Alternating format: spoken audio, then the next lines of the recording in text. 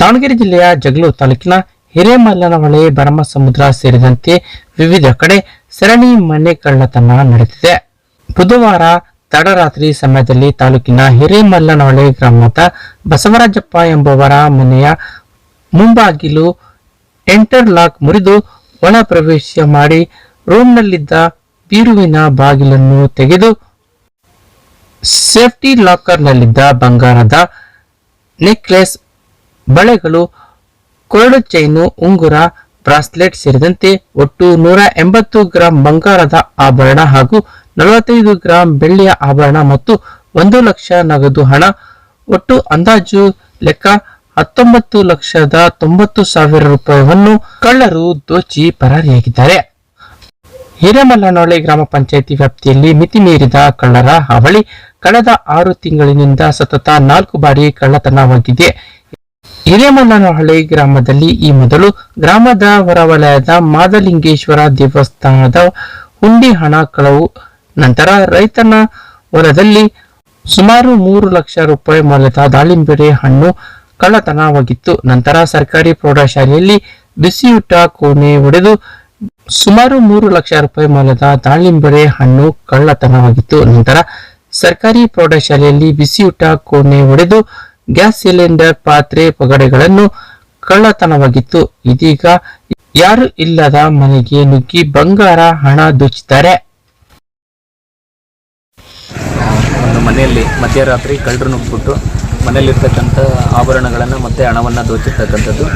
ನಾವು ಈ ಮುಖಾಂತರವಾಗಿ ಪೊಲೀಸ್ ಇಲಾಖೆಯಲ್ಲಿ ಮನವಿ ಮಾಡ್ತಕ್ಕಂಥದ್ದು, ನಮ್ಮ ಹಿರೇಮಲ್ಲನಹೊಳೆ ವ್ಯಾಪ್ತಿಯಲ್ಲೇ ಹಿಂದೆ ಸರ್ಕಾರಿ ಪ್ರೌಢಶಾಲೆಯನ್ನು ಬೀಗ ಹೊಡೆದಿರ್ತಕ್ಕಂಥದ್ದು, ಏನು ದಾಳಿಂಬೆ ಹೊಲದಲ್ಲಿ ಕಳ್ಳತನ ಮಾಡಿರ್ತಕ್ಕಂಥದ್ದು, ಮಾಲಿಂಗೇಶ್ವರ ದೇವಸ್ಥಾನದಲ್ಲಿ ಬೀಗವನ್ನು ಹೊಡೆದು ಅಲ್ಲಿರ್ತಕ್ಕಂಥ ಎಲ್ಲ ಬಂಗಾರವನ್ನು ಕೂಡ ದೋಚಿದ್ರು. ಆದರೂ ಕೂಡ ಇದುವರೆಗೂ ಕೂಡ ಯಾವುದೇ ರೀತಿಯಾದಂಥ ಏನು ಪತ್ತೆ ಹಚ್ಚಿದೆ, ಕಳ್ಳರನ್ನ ಪತ್ತೆ ಹಚ್ಚದೆ ಇರ್ತಕ್ಕಂಥದ್ದು, ಪತ್ತೆ ಹಚ್ಚಿದ್ರು ಕೂಡ ಅವ್ರನ್ನ ರಿಕವರ್ ಮಾಡದೇ ಇರ್ತಕ್ಕಂಥದ್ದು, ಕಳ್ಳರಿಗೆ ಯಾವುದೇ ರೀತಿಯಾದಂಥ ಭಯ ಇಲ್ಲದೆ ಇರ್ತಕ್ಕಂಥ ವಾತಾವರಣ ಆಗಿದೆ.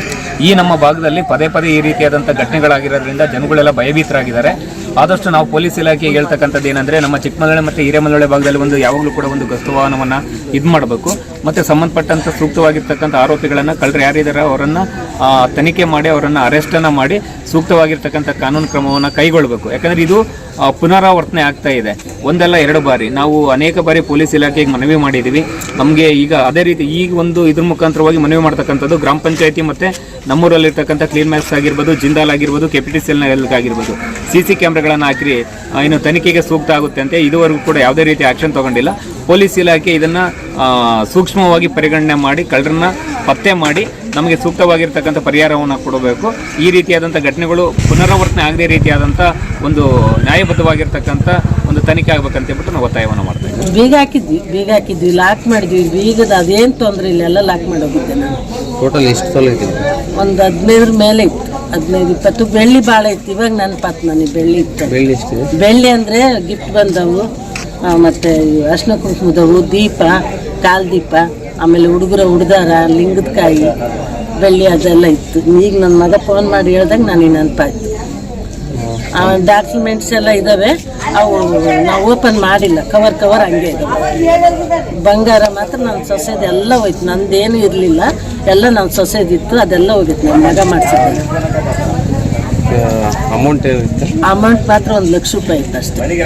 ಮತ್ತೊಂದೆಡೆ ತಾಲೂಕಿನ ಭರಮಸಮುದ್ರ ಗ್ರಾಮದ ಮಂಜುನಾಥ್ ಎಂಬುವರ ಮನೆಯ ಬೀಗ ಮುರಿದು ಕಳ್ಳರು ಒಳ ನುಗ್ಗಿ ಮನೆ ಶೋಧ ನಡೆಸಿದ್ದಾರೆ. ಆದರೆ ನಗದು, ಬೆಳ್ಳಿ, ಬಂಗಾರ ಯಾವುದೇ ಪತ್ತೆಯಾಗದ ಕಾರಣ ಅಲ್ಲಿಂದ ನಿಧಾನವಾಗಿ ಕಾಲ್ಕಿತ್ತಿದ್ದಾರೆ. ಅಲ್ಲಿಂದ 500 ಮೀಟರ್ ಮುಂದೆ ಬಂದು ಕಳ್ಳರು ಅದೇ ಗ್ರಾಮದ ನಿವೃತ್ತ ಸರ್ಕಾರಿ ನೌಕರರಾದ ಮಾರುತೇಶ್ GT ಅವರ ಮನೆಗೆ ಕಳ್ಳರು ಕನ್ನ ಹಾಕಿದ್ದಾರೆ. ಭರಮಸಮುದ್ರ ಗ್ರಾಮದಲ್ಲಿ ಜಮೀನಿನ ಕೆಲಸ ಮುಗಿಸಿಕೊಂಡು ಮಂಗಳವಾರ ಮನೆಗೆ ಬೀಗ ಹಾಕಿಕೊಂಡು ಮಾರುತೇಶ್ ಚಿತ್ರದುರ್ಗಕ್ಕೆ ತೆರಳಿದ್ದಾರೆ. ಬುಧವಾರ ಮಧ್ಯರಾತ್ರಿ ಅವರ ಮನೆಯ ಬಾಗಿಲಿನ ಬೀಗ ಮುರಿದು ಕಳ್ಳರು ಒಳ ಪ್ರವೇಶ ಮಾಡಿ ಬೀರುವಿನಲ್ಲಿದ್ದ 95,000 ನಗದು ಹಣ, 70 ಗ್ರಾಂ, 1 ಜೊತೆ ಬೆಳ್ಳಿ ದೀಪ, ಕುಂಕುಮ ಬಟ್ಟಲು, ಆಭರಣಗಳನ್ನು ಎಗರಿಸಿ ಪರಾರಿಯಾಗಿದ್ದಾರೆ. ಈತ ಜಗಳೂರು ಪಟ್ಟಣದ ಕೆಲವು ಕಡೆ ಕಳ್ಳತನಕ್ಕೆ ಯತ್ನ ನಡೆದಿದೆ, ಆದರೆ ದೂರು ದಾಖಲಾಗಿಲ್ಲ.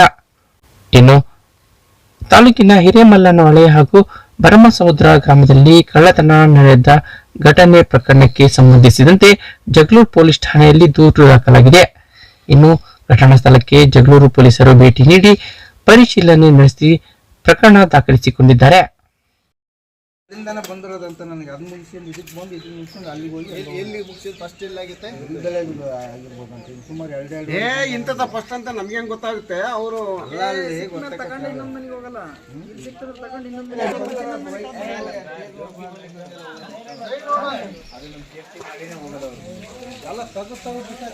ಅಲ್ಲಿ ಬೈಕಿಂದ ಇದು ಗಾಲಿದು ಹೊಡ್ಕೊಂಡ ಬೈಕ್ ಅದೇನು ಡಿಸ್ಟರ್ಬ್ ಆಗಿಲ್ಲ.